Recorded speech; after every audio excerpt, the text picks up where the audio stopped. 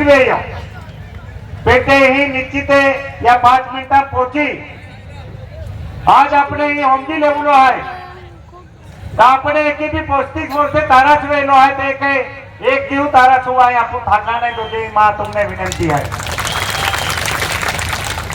ज्या 10 वर्षे खासदार रीन ते आखे मला विकास करायचे आहे तिला कोणी थांबवलं नाही। तिच्या बाप मंत्री होता मग ते काय झोपली होती का?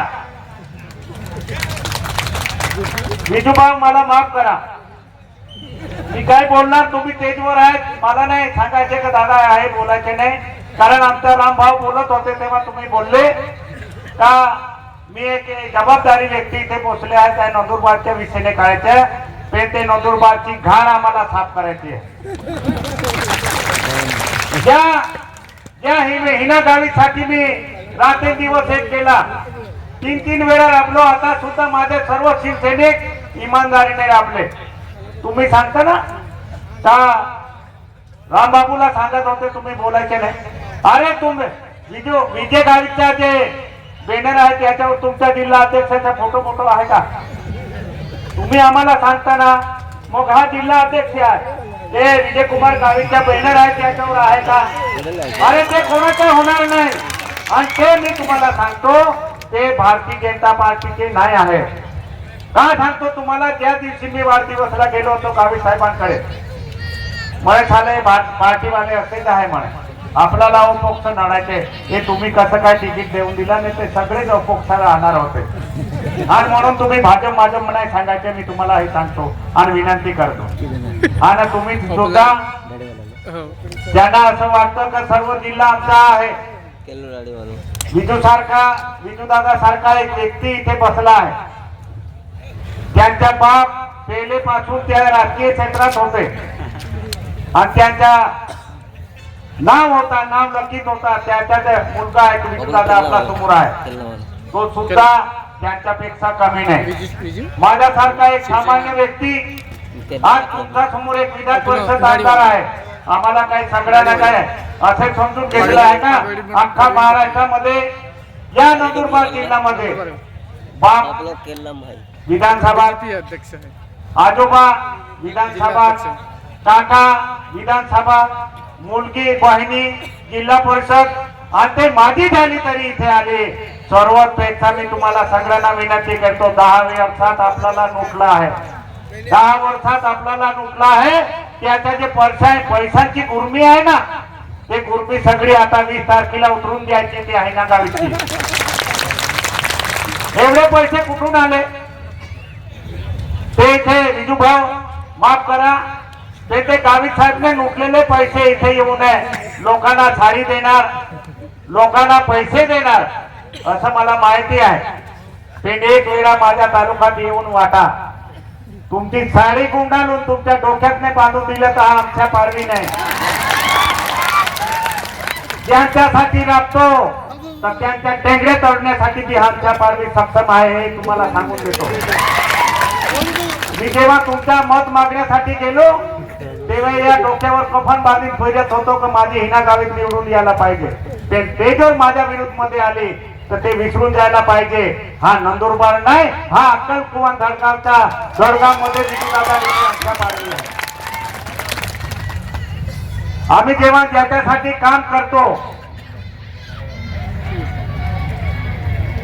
आज या अक्कलकुवा तालुक्यामध्ये धडगाव तालुक्यामध्ये जेव्हा भारतीय जनता पार्टीचे खासदार उभं राहिलं तेव्हा आम्ही रात्रंदिवस एक मत मागण्यासाठी आम्ही फिरलो।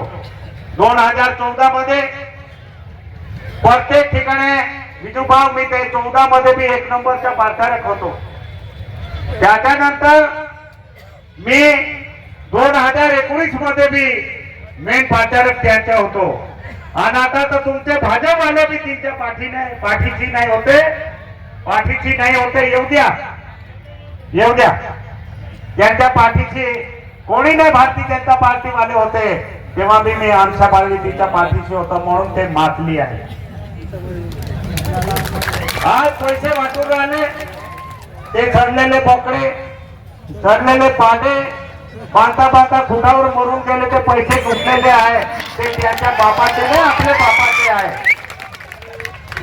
आणि म्हणून इथे पैसे वाटण्यासाठी त्यांचे जे कार्यकर्ता येतील, मी आजी तुम्हाला हात जोडून विनंती आहे, जे दिसले ना ते लुटून घ्या, आपलेच पैसे आहे.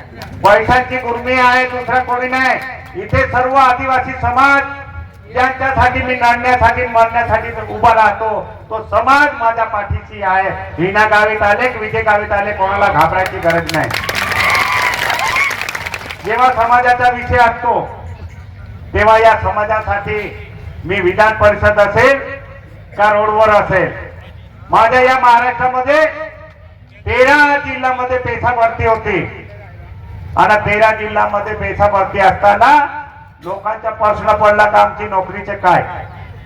पण आम्ही गिरवड साहेब असेल, आम्ही सर्व आदिवासी आमदार मधून आम्ही 17 आमदार होते. पण तिथे तुम्ही संविधानावर आता ते गोवाला निवडून दिला. दुसरा जो केसी पारवी आहे त्या 17 आमदार मध्ये तो सुद्धा तिथे नव्हता, कारण त्यालाही आपल्या या समाजाची काय पडली नाही.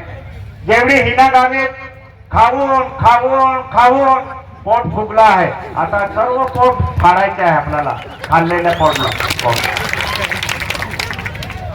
ते सांगते आज मी ट्रीटमेंट आहे. कधी भाग नंदुरबार जिल्ह्यामध्ये अक्कलकुवा दडगाव अतिदुर्गम भागामध्ये मला विकास करायचे आहे.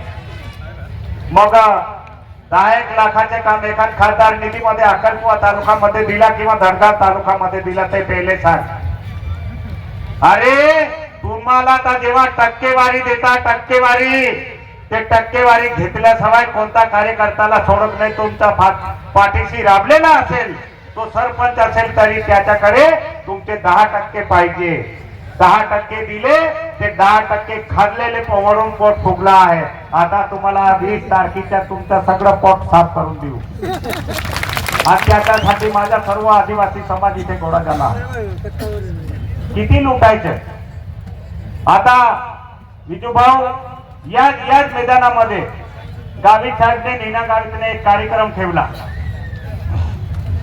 त्या कार्यक्रमामध्ये मी सुद्धा होतो आणि त्या कार्यक्रमा ठेवण्याचे अगोदर आमच्या गुरु महाराज आहे. त्या गुरु महाराजला माझा सुद्धा गुरु आहे, आम्ही मानतो आहे. आमचा सर्व आदिवासी समाज मानतो आहे. पेणे बामोळगाव इथे आमचा दुसरा गुरु महाराज आहे अजब सिंग महाराज. आणि त्यांचा तो एक मेन प्रचारक आहे पार्था गोसावे. तो स्वतःला महाराज सांगतो आणि घरी बोकडे कापून खातो आणि सत्संग करतो आपल्याला. तर त्याने मीटिंग घेतली. आम्हाला तर ठोकलं, भोला समाजला ठोकलं. त्याच्या बरोबर त्यांनी जेवढे या नंदुरबार जिल्ह्यामध्ये महाराज असेल त्यांच्या बरोबर सुद्धा खोटं केलं आहे. ते थोडं तुम्ही ऐकून घ्या. कारण ज्या महाराज आहे, महाराज एक महाराज 200-500 लोकांना चांगली दिशा देतो, चांगले विचार देतो. आणि त्या सगळे महाराजांना बामोळगाव इथे बोलवलं. आणि बोलवलं नंतर गावित साहेब आणि हिना गावित आणि पार्था वसावे यांनी सांगितलं का तुमच्यासाठी एक चांगली योजना आणतो. चांगली काय तर तुम्ही भजन सांगणार तर भजन एकदम मस्त पैकी ऐकून घेईल. पण मी तुम्हाला माहितीसाठी सांगतो, 1,20,000 तुम्हाला सामान देऊ. पण याच्यामध्ये विजय कुमार गावित आणि हिना गावित एवढे हुशार आहे. त्या भजन पार्टीवाल्यांकडून साहेब तुमचे जे मंत्री आहे त्याने सगळे लोकांकडून ते भजन पार्टीवाल्यांकडून पत्र गोळा करून घेतले. ते डीपीटी आहे, व्यक्तिगत योजना आहे, डीपीटी आहे, ते देता येत नाही, देता येत नाही. त्या भोले महाराज त्या महाराजांच्या पत्र घेऊन टाकलं आणि पत्र घेतल्यानंतर त्याने एक ठेकेदारला देऊन टाकलं. आणि ठेकेदारला दिल्यानंतर इथे एक कार्यक्रम ठेवला. या यात्राच्या या चौकामध्ये कार्यक्रम ठेवला आणि भजन साहित्य वाटायचे आहे. आणि भजन साहित्य वाटायचे आहे म्हणून सगळे लोकांना गोळा केलं. आणि जेव्हा साहित्य दिलं, 2 ताबले दिले, 2 ढोलक्या दिल्या आणि एक पेटी दिली आणि त्याच्यामध्ये मुख्य वस्तू काय दिला विजू भाऊ? एक तंबुरा देऊन दिला महाराजांना. काही जे वस्तू मागितली गुरु महाराजने, त्याने बेंजो मागितलं होतं, एम्प्लिफायर मागितलं होतं, तर जेणेकरून भजन सांगताना बेंचाने आवाज येतील शांत. तर ते 1,20,000 ची योजना गावित साहेब हिना गावितने फक्त 25,000 रुपयामध्ये या सगळे भगतांना जे महाराज आहे आणि त्या महाराज योजना सुद्धा खाई गियो. आणि म्हणून हिना गावी तुले आखा महाराज आखी देखाव्यो ना पेट सुप्रो साफ की देतो. आणि आधी ते पैसा ते ढिगला, ते 70,000 80,000 कमावला आहे, ते वाटा आवणार आहे. आणि म्हणून ही तमाम जे शिवसेना आली किंवा शिवसेना प्रेम करणारा